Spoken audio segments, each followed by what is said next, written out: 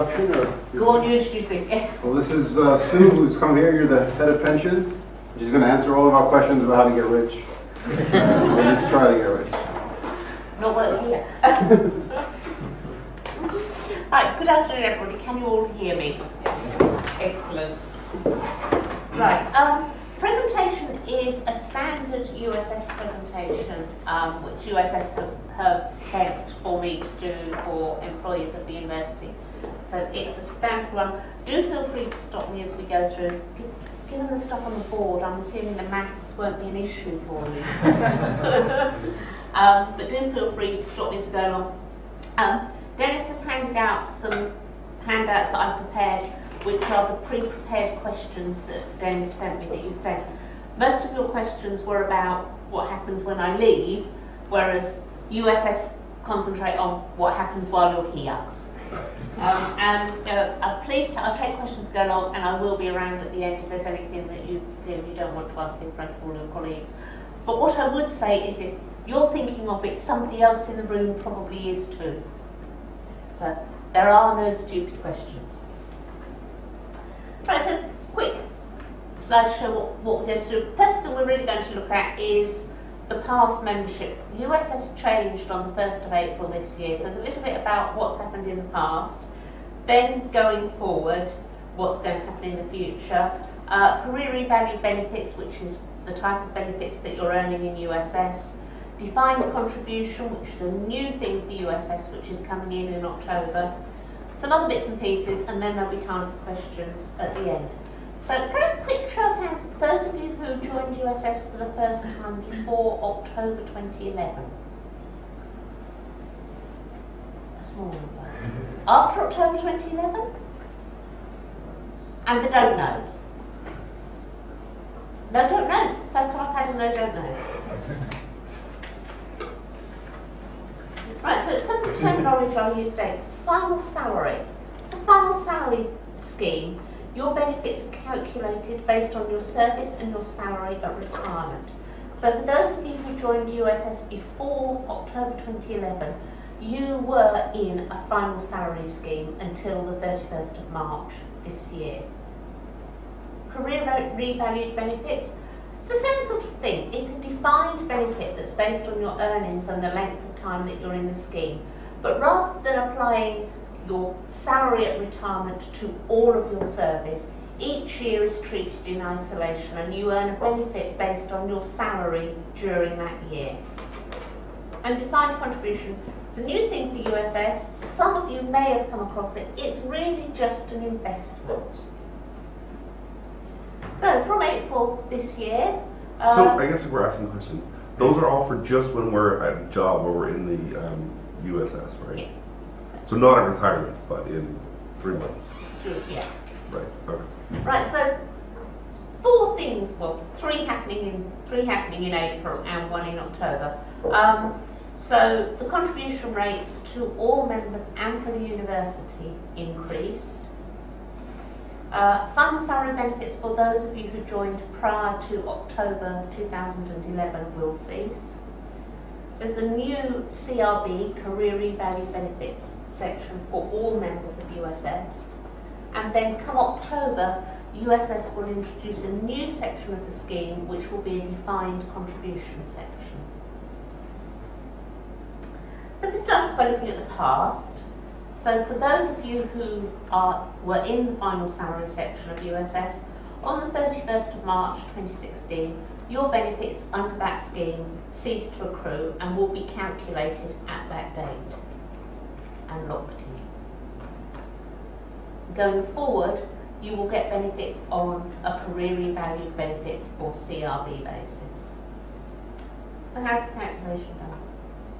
So it's 1/80th of your service in USS at the 31st of March, multiplied by your pensionable salary at that date. Your pensionable salary won't be your actual earnings, and there's a bit in a minute about how it's calculated.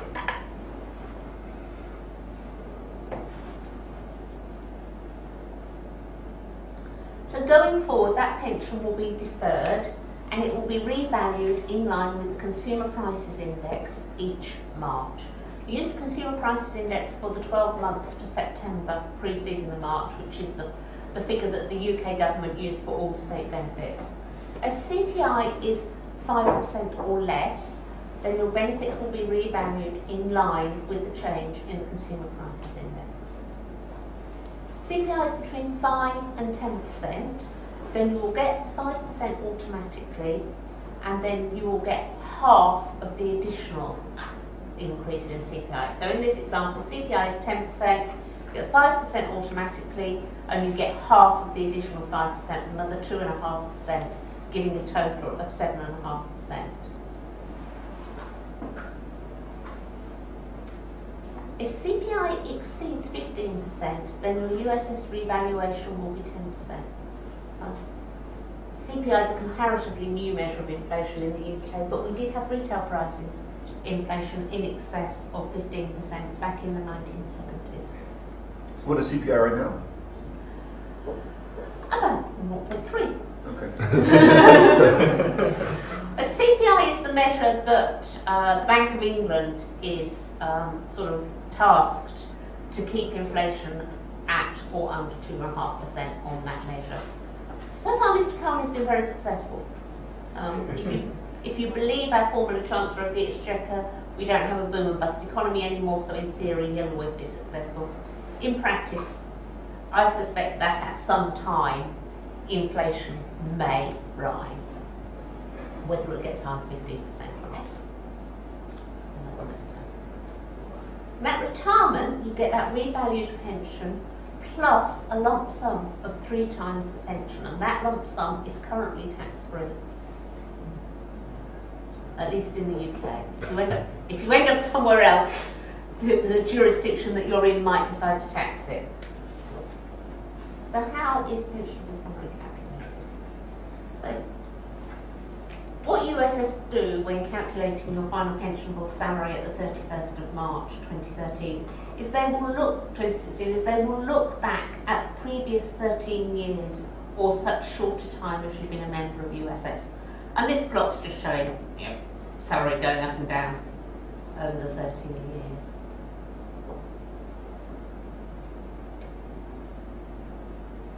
Right, so this example works for lots of things, but retirement date in this case is the 31st of March 2016 because we're talking about when the final salary scheme closed.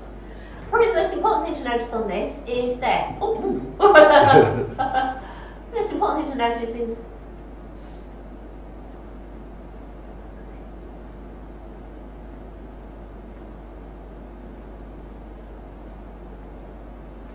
Year 9, the salary reduced.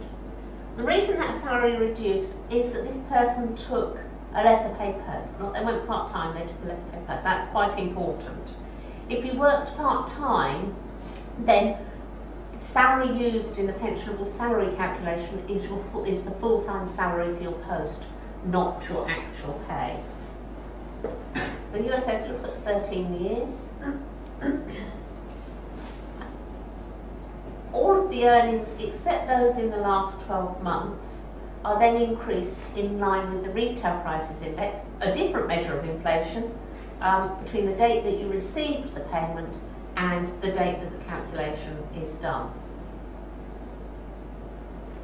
And USS take the average of 3 years in that 13. So the 3 years that come up best are in fact the 3 years prior to the reduction in salary. So that is the number that will be used in the calculation of your final pensionable salary when calculating your final salary benefits at the closure. And what you will get later this year is you'll get a statement from USS that will show the final salary they used and the service that they used. We haven't got a timetable for that yet, but I imagine it will be the autumn. So for those of you who joined on or after the 1st of October 2011 for the first time, you are in the existing career revalued benefits scheme. And again, that will close on the 31st of March this year, and will go into the new CRB scheme. And the difference between the old one and the new one is the accrual rate. Under the old scheme, you accrued a benefit of 1/80th of your earnings in each year. In the new one, it's 1/75th, so it's a higher rate of accrual. Some people will have paid additional voluntary contributions to USS in order to boost their benefits, and indeed there was a question about that in the pre-prepared questions. For those of you who were in the original final salary scheme, the option to pay ABCs to buy additional service in USS ended last November. Those added years, if you keep paying, you will get the added years that you agreed to buy at retirement, but the salary they will be linked to will be your salary at the 31st of March, not your salary at retirement. You can stop your ABC at any time. And the thing to watch, obviously, is that your pensionable salary at the 31st of March is only going up in line with CPI. You would hope over the longer term that your actual salary will go up more quickly than that. So at some point in the future, certainly for all of you because you look a lot younger than me, at some point in the future there will be a point when there comes a crossover, when your actual salary becomes higher, potentially, than your revalued pensionable salary. And at that point you may think, actually it's not worth paying ABCs anymore because the benefit I'm getting is not as good as I'm paying for, because you'll be paying contributions on your actual pay. But given that salaries in the last 4 or 5 years haven't even been as high as CPI inflation, there's a good chance that it's going to be a few years before salaries catch up. For those of you who were in the Career Valued Benefits scheme, then you also had a defined benefit ABC arrangement, and that was called a retirement benefit ABC. And what that bought you, instead of the years of service, it bought you additional pension and additional lump sum. And now they closed as well from the 1st of April. At the moment there is an ABC and additional voluntary contribution arrangement which you can do, which is a defined contribution, so it's just an investment, and it's set up with the Prudential for all members of USS. It's part of the main scheme, but it's run by Prudential. Now that will be closing on the 30th of September, and there will be no new contributions to that, but USS will be opening their new ABC defined contribution account. Now what I would suggest, if you're thinking about paying ABCs, it's only 4 months to wait now. I think I might wait until the new arrangements come in, because if you start paying to the Prudential now, you've got to move it all across in October, and you've got to make more decisions about different investment funds. So my suggestion would be, if you're thinking about ABCs, just hold fire until October. Does the university match any ABC contributions? Not at the moment, Okay. but we'll get on to that. Okay. So, does anybody actually have a Prudential ABC? No, right, we'll skip that slide then. Not very good. Many of you have been here for less than 2 years, and you have a previous period of employment in a scheme that's called, in the Member of Public Sector Transfer Club, so the teachers scheme, local government, civil service, NHS. If any of you have been in a scheme like that in the past, then you have an option to transfer those benefits into USS. You have to exercise that option within 2 years of joining, which is why it says, transitions 2 years from March 16. So, but you need to get it in quickly. Also, your former scheme might have different rules from USS. Whilst USS allows you to start investigating it within 2 years, some schemes in the transfer club require you to start the transfer within 12 months of leaving. So if you are in that position, I would suggest you start looking sooner rather than later. Non-club transfers, that's transfers from private pension arrangements, other employers that are not members of the Public Sector Transfer Club. They've now closed and they can't be investigated. However, from October this year onwards, you will be able to start transferring in again. The thing is that instead of getting a defined benefit in respect of that transfer of additional service or additional pension, it will go into the new DC arrangement, so it will just be an investment. So you don't know what you're going to get out of it at the end. So looking at the future, So, from April 1st, 2016, everybody is in Career Revalued Benefits, the CRB section. And currently that is based on all of your earnings. So all of your earnings are pensioned on the CRB basis. With effect from October, what happens is that the new defined contribution section of USS opens, and that will be automatic for earnings over £55,000. So if you earned £56,000, the first £55,000 would be in the Career Revalued Benefits section, and the £1,000 above it will be pensioned in the new defined contribution section. Now, I suspect most of you, that's a long way off, but if you stay in academia and you get promoted and you become a professor, that's where you're going to be. So how does the Career Revalued Benefits scheme work? So, let's assume this is not any of you incidentally, it is a real fake USS person that USS have made up. You've got a salary of £37,500 and you're earning in each year a pension of 1/75 of that, so that'd be £500. So just say, from the 1st of April 2016 to the 31st of March 2017, you have earned £37,500. So you get a pension of £500 from that, and that is banked in USS. And the next year you've had a pay rise, again you earn a bit more, and again that is banked. So if you were only in USS for 4 years, and these were your salaries, at the end of that 4 years, you would have banked a pension of just over £2,100 in USS. However, we need to add inflation so that this pension keeps at least some of its purchasing power. So first year, second year, that £500 that you banked in the first year is revalued in line with the Consumer Prices Index. In this example, the Consumer Prices Index is 2%. So at the end of year 2, you've got the £500 that you earned in the first year, revalued, added to the £525 that you earn in the second year. So that gives you £1,035. And so on,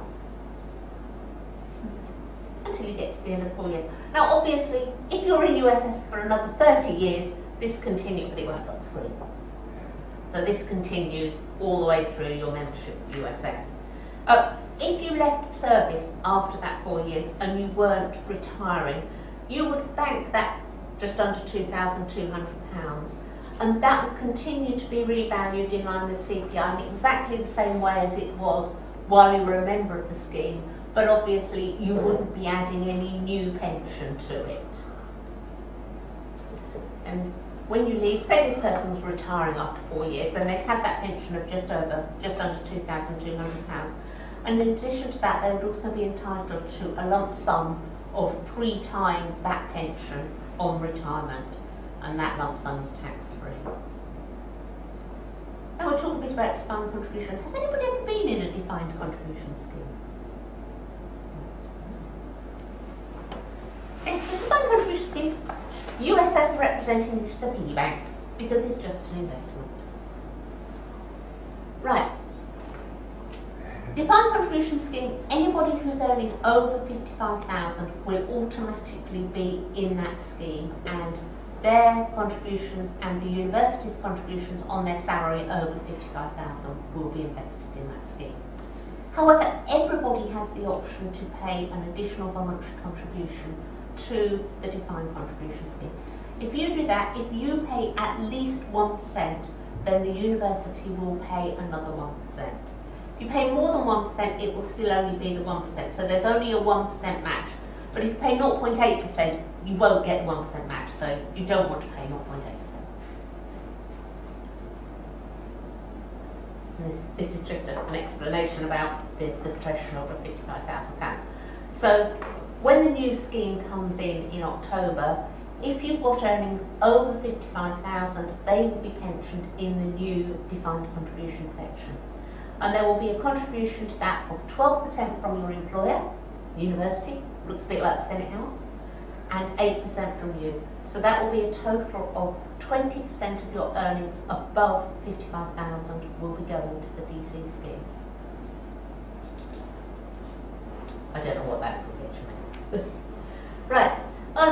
The thing with a defined contribution arrangement is that it's much more flexible than a defined benefit arrangement for when you want to start taking your benefits. So if you're in the defined contribution section, when you get to age 55, you can start taking your benefits from that section even if you haven't retired. With the career revalued benefits section of USS, you must have left employment to be able to draw your benefits from that scheme. So when you get to 55, you've got benefits in the defined contribution scheme, you'll be able to take them. Clearly there's not 55 candles because it will be dangerous.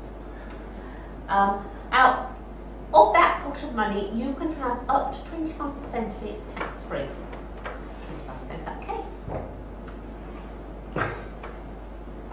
At the moment, because the defined contribution section hasn't started and because it is very small, USS think that actually most people will just use it to fund tax-free cash at retirement. But going forward, perhaps in 18 months to 2 years, then USS will introduce some flexibilities that were introduced by the Chancellor of the Exchequer back in 2014 to defined contribution schemes.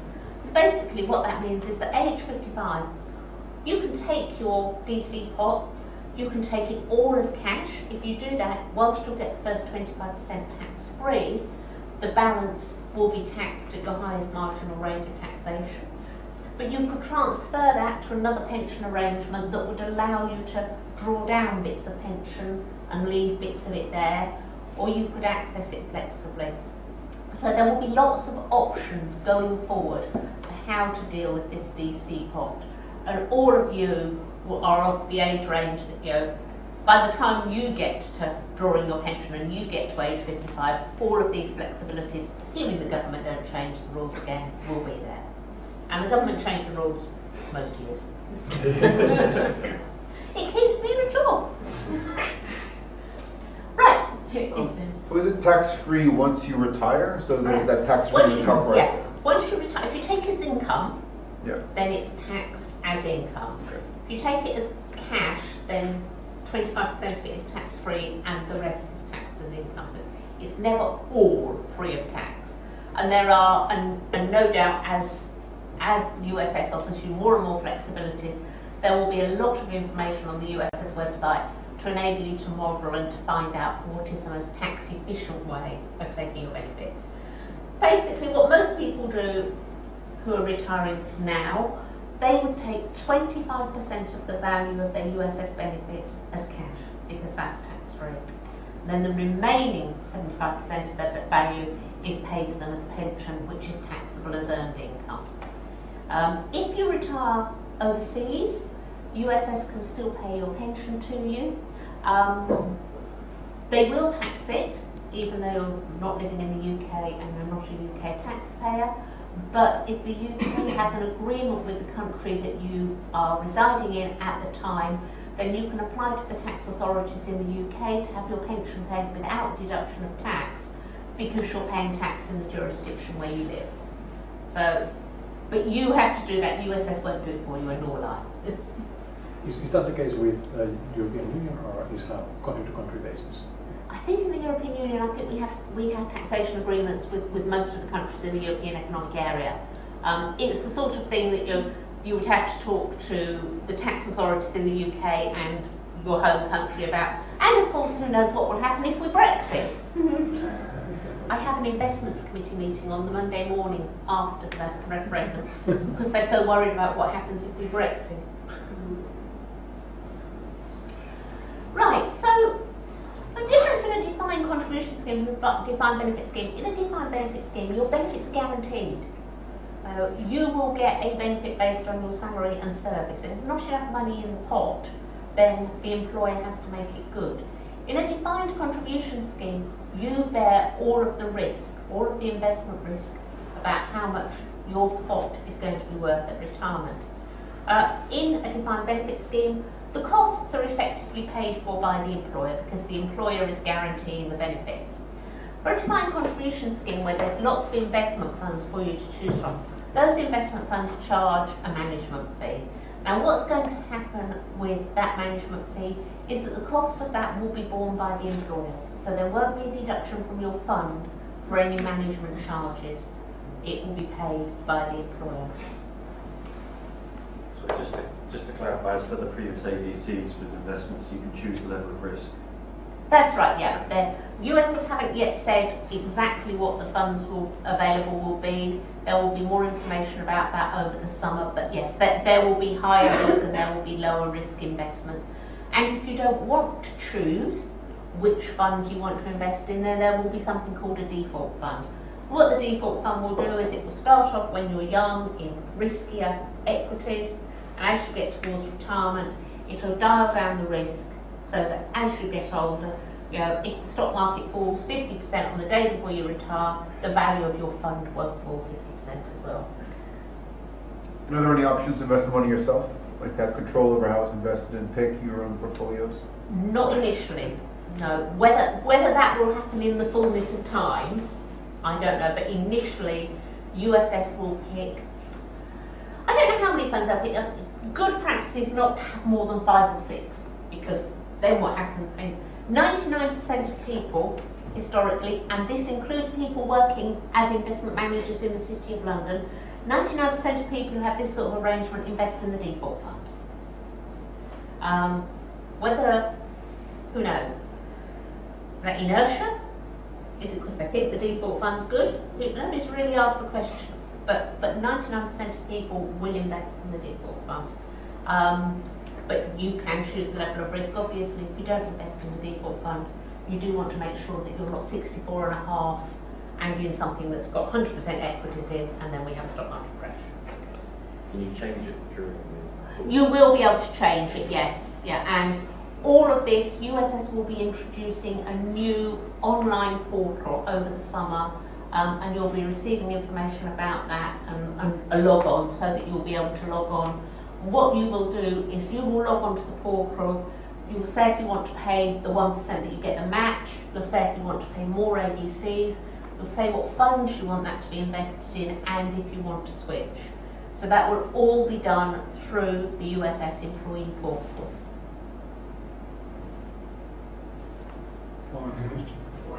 Do you know what the investment fund is charging USS to do this? USS haven't chosen their funds yet, but USS is so big that it is going to have a lot of clout with investment managers for, you know, low costs. And as it says, the administration costs are going to be met by the employers, and any fund management fees will be subsidised, although the subsidies are yet to be confirmed. Because USS will have a range of funds, some of them will be passive funds, which the management fee will be very low on, some of which will be much more active and the management fee will be high. Whilst the subsidy is to be confirmed, we think what it will be is that there will be an amount that's something towards the passive cost that the universities or the employers will pay. And so if you pick a fund that has a very, very high management charge, then half of that perhaps will be paid for by the employer and the other half will be deducted from the fund. So obviously one of the other things to look at will be, you know, well, I think this fund looks fabulous and the fund performance looks like it's really great, probably because it's quite a high risk. Is the excess fund performance that I'm getting for the excess cost value for money?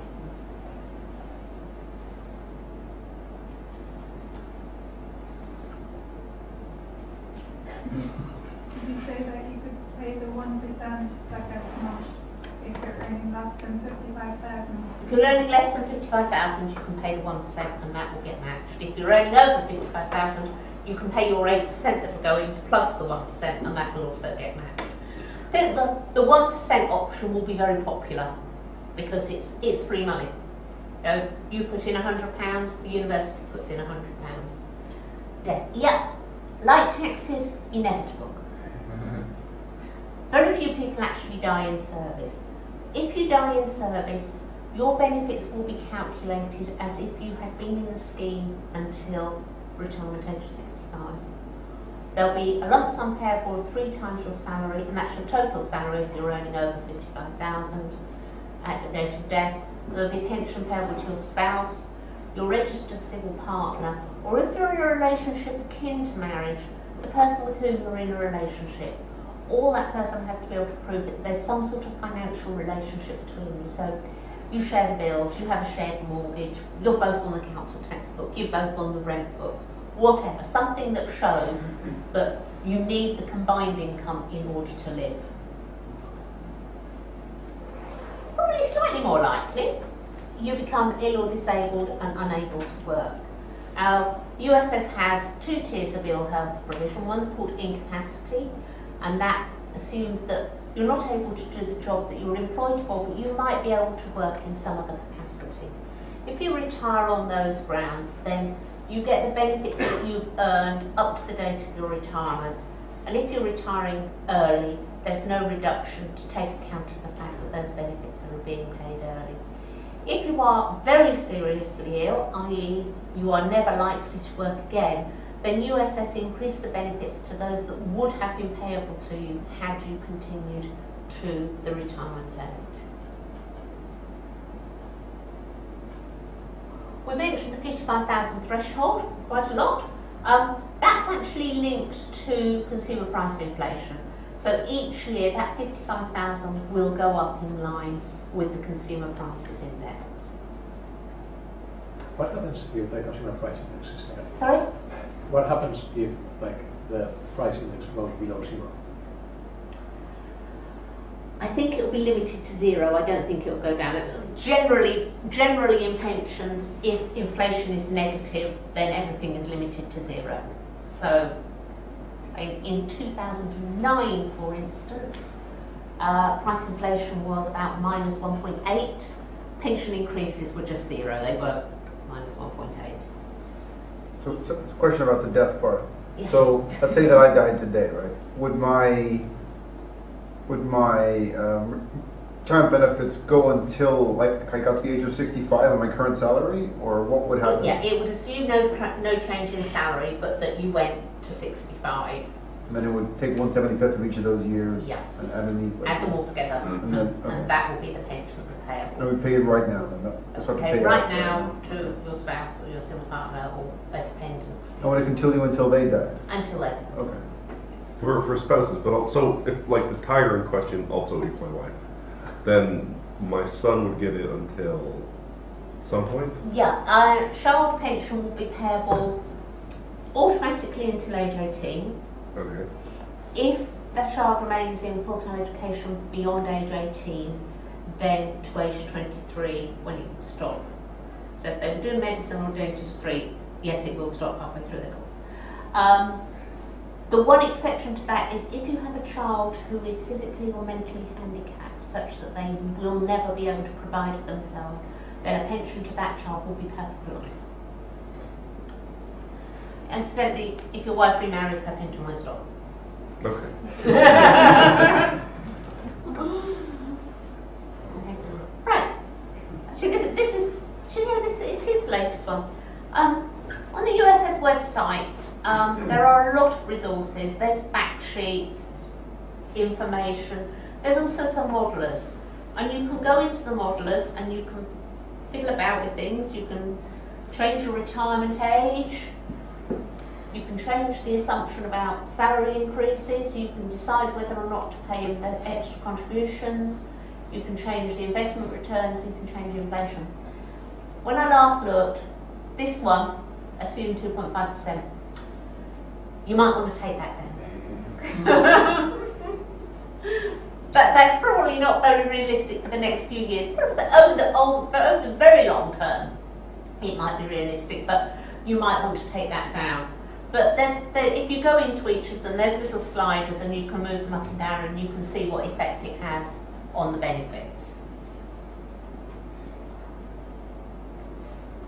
And this is part of the USS website. This is the For the Future one, which USS set up in advance of the changes coming in. It's still there.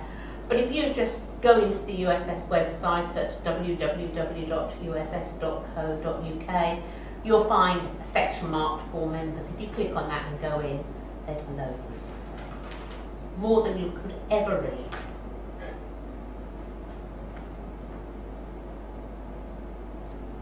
Right, so are there any more questions? Yes. For the, so for the 175th for the career revalue benefits, does that ever cap out, or every single year you're working, you get 175th? Every single, apart from the 55,000 cap, every single year it will be, at the moment it will be 175th. Clearly, USS could change the benefits again, but at the moment it's 175th of the earnings. And do you have to retire at a certain age, or can you keep working until you're forced to retire or something?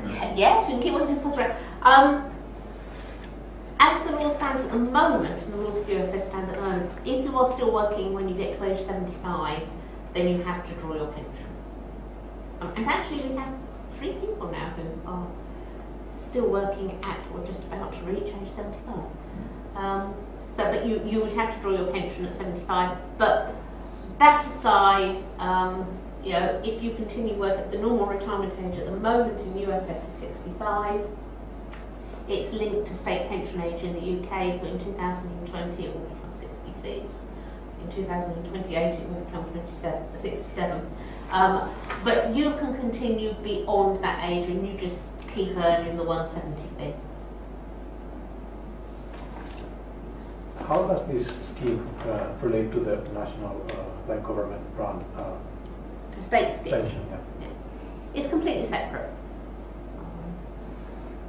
So state benefits are earned in line with your national insurance contributions, and then this is separate on top of it. And the change in contribution that happened last month, I guess. So, because if I understand it correctly, we were contracted out before, right? That's right, yes. Does that mean that we were not contributing to the state?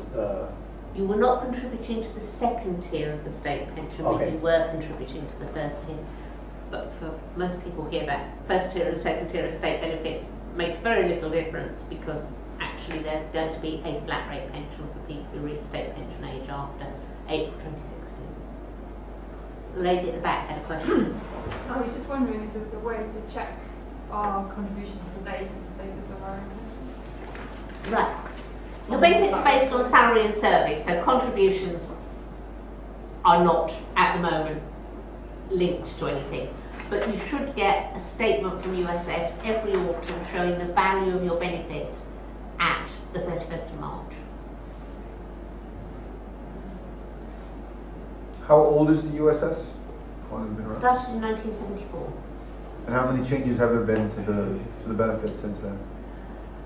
Oh, Has it been gosh. like a lot, or is it? Yes, yeah, I know.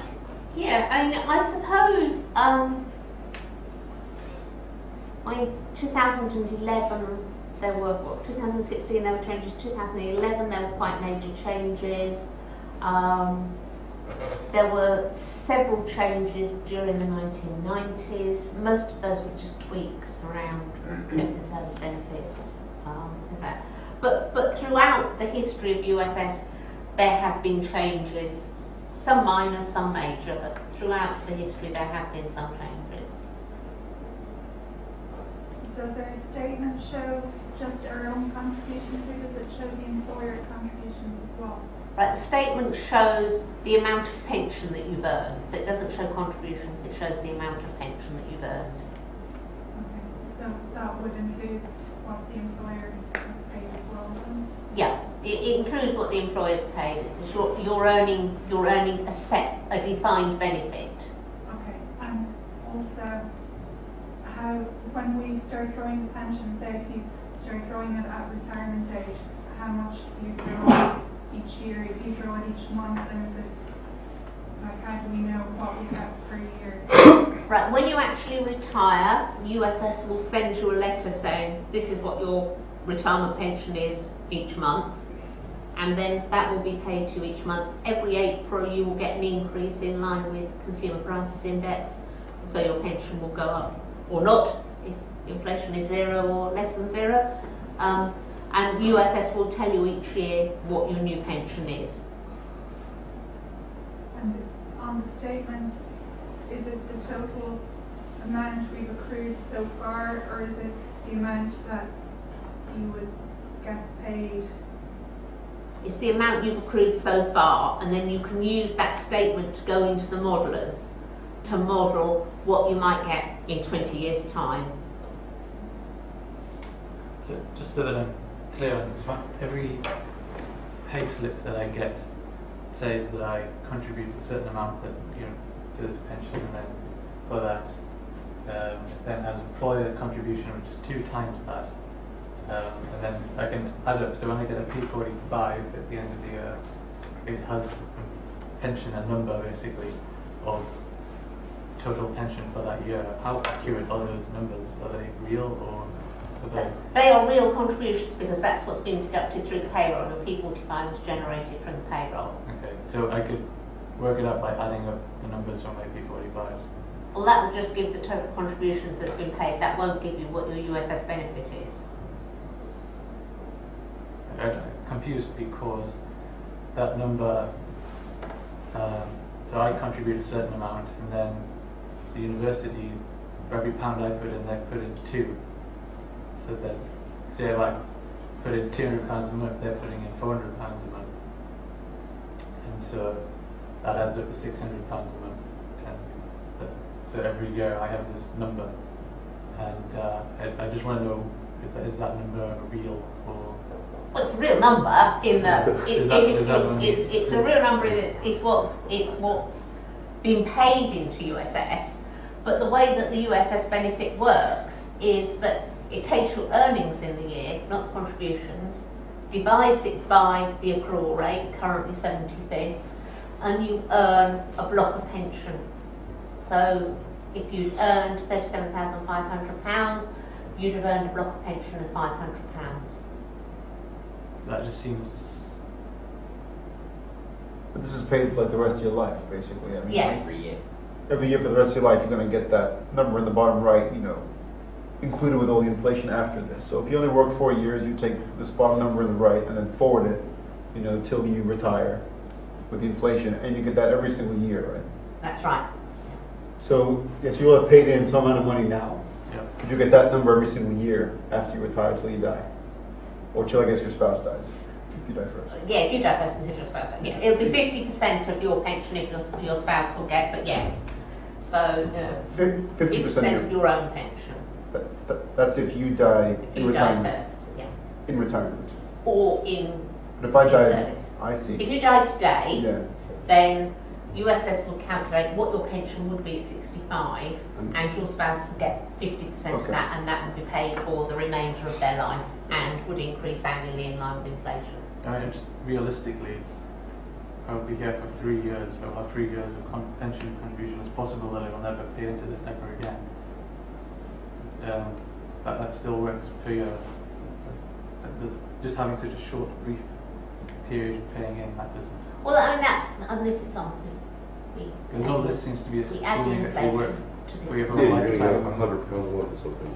Right. Times So inflation. if we add the inflation to this example, all right, this is 4 years, but if you were here for 4 years and they were your earnings, then the pension payable to you when you left would be just under £2,200 a year. Okay.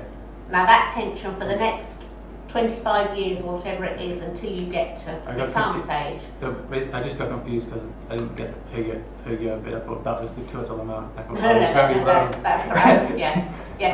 So that increase in the next 20 years in line with inflation will be your annual pension at retirement. In the modeler, can you compare that to how much you've actually paid in to the pension funds? Oh, you can by adding up your pension contributions on your payslip, but a defined benefit pension is what it says. It's a defined benefit, and whilst your contributions are 8%, the university is currently paying 18%. If USS says actually 18% isn't enough to provide this benefit, the first call paying higher contributions is the employer.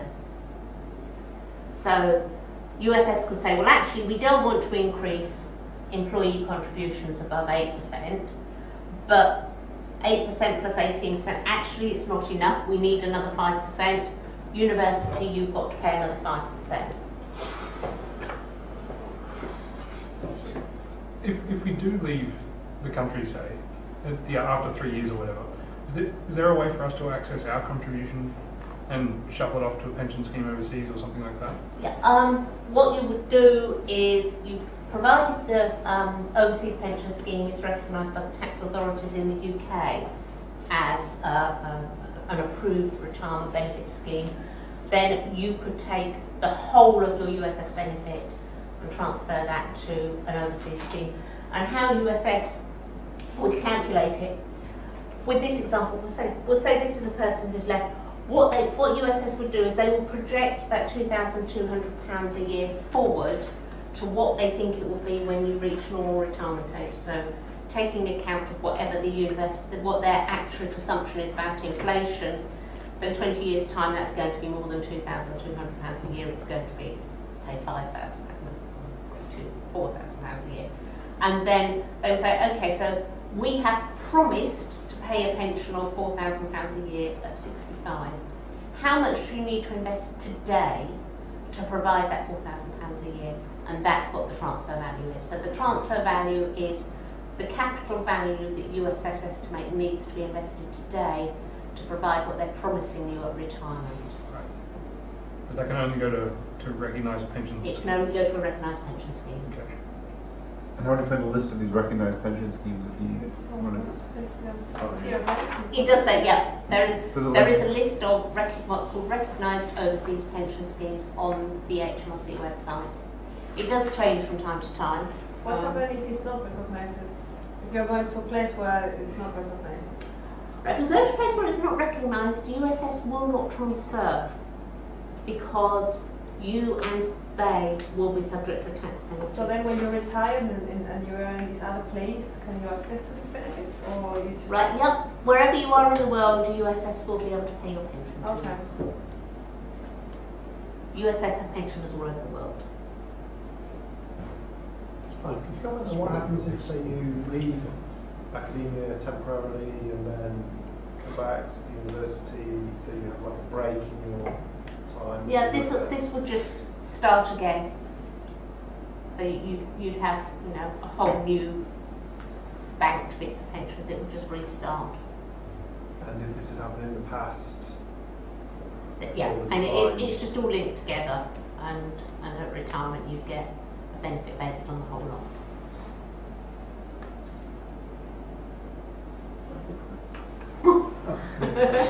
So is there, I know for example for state pensions, there is a way, once you like move overseas or like cease your relation with the university, to still pay into the scheme?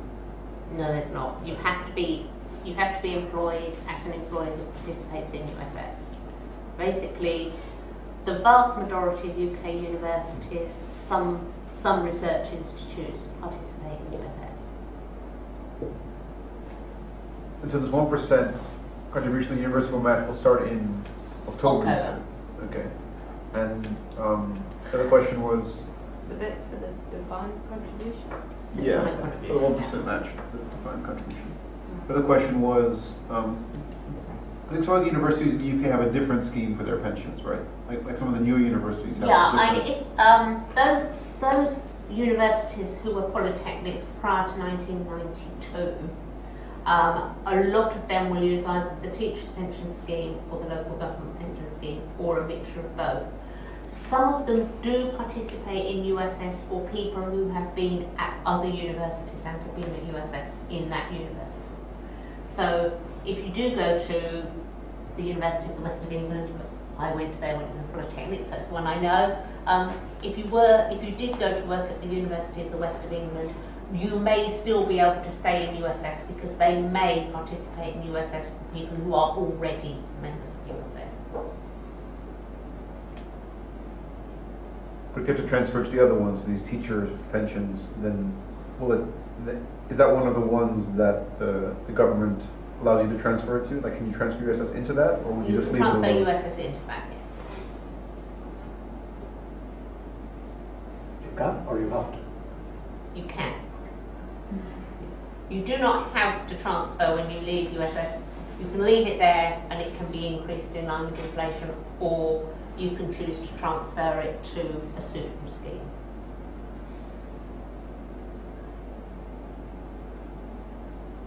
Are there advantages to transferring it or to leaving it with, in your opinion, which It's a matter of personal judgment, really. What you have to compare is what benefit are you giving up to what are you going to get in the new scheme in exchange for the transfer. Now, neither the University Pensions Office nor the staff of USS can advise you whether to do that, because that counts as financial advice and we're not authorised to give financial advice. All we can tell you is the sort of things that you need to compare before making a transfer. So what sort of things should you compare?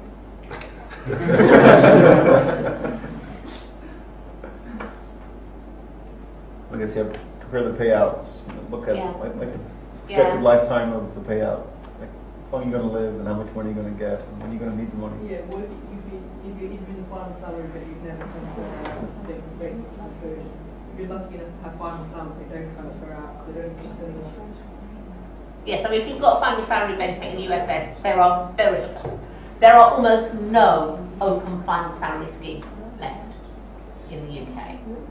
So, if you've got a final salary benefit, and even if you've got a defined benefit like career revalue benefits, there are very few schemes that offer defined, in the UK there are very few schemes that are open to new members that offer defined benefits. The vast majority of schemes are defined contributions, so you are taking all the investment risk, whereas if you leave it in USS, effectively the employers are taking the investment risk. Just if the state pension age increases, so say it's like might be 75 when I retire, does that affect this would become 75 as well? The normal pension age would become 75, which would mean that the earliest age at which you could draw your pension without it being reduced for the fact that it was being paid early would be 75, but it would be tranched. So the benefits that you'd earned up to 2020, when state retirement age goes from 65 to 66, you can take unreduced from 65. So if you went if you went at 65, those benefits wouldn't be reduced, but the benefits you'd earned after 2020 would be reduced. And then when it gets to 2028, there'll be a tranche that will be unreduced at 65, a tranche that will be unreduced at 67, a tranche that will be unreduced at 60, and so on. So it will make for an incredibly complicated calculation. But you cannot choose to take them, like you have to take the whole lot. You have to take the whole lot. Right, can you retire before 65?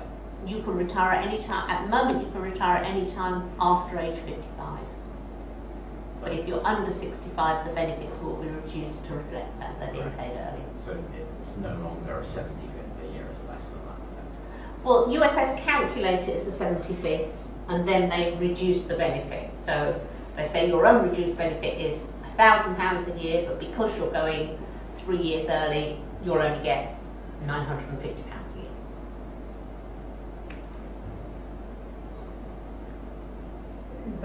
Is that calculation in the modelers? Sorry? Can you calculate that in the modelers? So they have that? The modeler does the calculation, yes.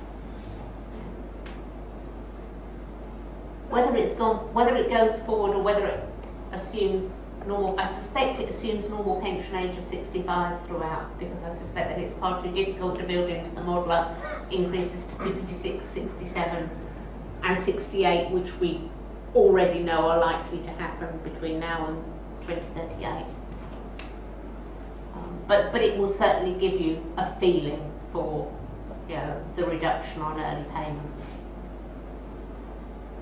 You know how well USS is funded in the long-term future? USS has a significant deficit of the order of billions. 7.9 billion at the last valuation, which was March 2014. There'll be another valuation in 2017. However, how secure is USS? How how secure is the tertiary education sector in the UK? USS is what's known as a last man standing pension arrangement. So what happens if a university goes out of business, can't afford to pay its share of the USS costs, the other 398 employers who are left have to take on those liabilities, and so on and so on. So when we get to ourselves, Oxford and Trinity College, who are suspected to be the last three standing, then obviously all of the liabilities of USS would fall to us, and Trinity would need to sell the wine cellar. Now, you know, if Armageddon happened and the whole of the tertiary education sector went into meltdown, actually I think we'd be far more worried about other things rather than our pension. But, you know, if that did happen, then there's something called the Pension Protection Fund. And the assets and liabilities of USS would pass to the Protection Fund. It's a government organisation, and that would pay pensions. But when they renegotiated the pensions in the past, like in 2011, they changed the career benefit. Oh, sorry, the final salary scheme was changed. For new entrants, the final For salary new cap entrants. was closed to new entrants. But those kind of renegotiations only apply to future contributions, That's right? They right, can't yes. renegotiate. They can't renegotiate the past. So no matter what happens, we'll have, you know, whatever this is until it's renegotiated. That's right, yeah. What would it take to renegotiate past payments? Is that possible, or is that not possible within USS? Technically, it would be possible. However, USS would require the signed authority of every single individual member. You just could explain why in model year getting CPI wrong. Like CPI 0 and less inflation to 4 years based on a traditional way of dealing with it. I see. Yeah, you see, replacing RPI with CPI was one way of dealing with the deficit, because CPI predicted to be 0.7 to 1% per annum lower than RPI. So replacing RPI with CPI is a huge saving in liabilities. But how long does it take? The changes that came in this year, the first consultation with employers on that was July 2014. So, you know, any changes that come in are likely to take getting on for 2 years from, you know, when negotiations between employers and USS first start. The consultation with members took place between March and May 2015, and then the changes were April 2016. So I think that, you know, the chances are, if there were more changes, that the consultation period would probably be 6 to 12 would end 6 to 12 months before any changes could come in. So there will always be some notice of what's happening. Any more questions? I'll finish with one more question. Very interested in pensions. It was, so when that last negotiation happened, we kept getting letters in our mailboxes saying, you know, this is changing, blah, blah, blah, but I think none of us understood it. Is there anyone at the university who, like, kind of is our champion and is looking for our rights, that we can ask questions when things like that happen, so we can know, like, should we try to stop this, or can we even try to stop it? Right, I mean, the way to... Is anybody in UCU? Well, It's the union. the union. The way that changes in USS go through is the rule changes have to be agreed by something called the Joint Negotiating Committee of USS. The Joint Negotiating Committee is made up of 50% nominations by the employers, 50% nominations by the Universities UK. University and Colleges Union. So the way to influence things is through the union, because they have a seat at the negotiating table. Okay. So they are the way to get your voice heard. And certainly, when USS have a consultation, when any pension scheme has a consultation about changes, they have to give you the opportunity to comment. And there weren't quite as many comments as I thought there were going to be last year. I have to say I was rather dreading it because I had to read every single one of ours. So I was quite dreading it, but there were only about 300, so it wasn't anywhere near as bad as I thought it was going to be. But if there's a consultation, read the documentation, make comments. However, USS will normally do it online. Make comments. They have to be considered by your employer. They have to be considered by the USS trustee. That doesn't mean they're going to change anything, but they must consider them. Any more questions?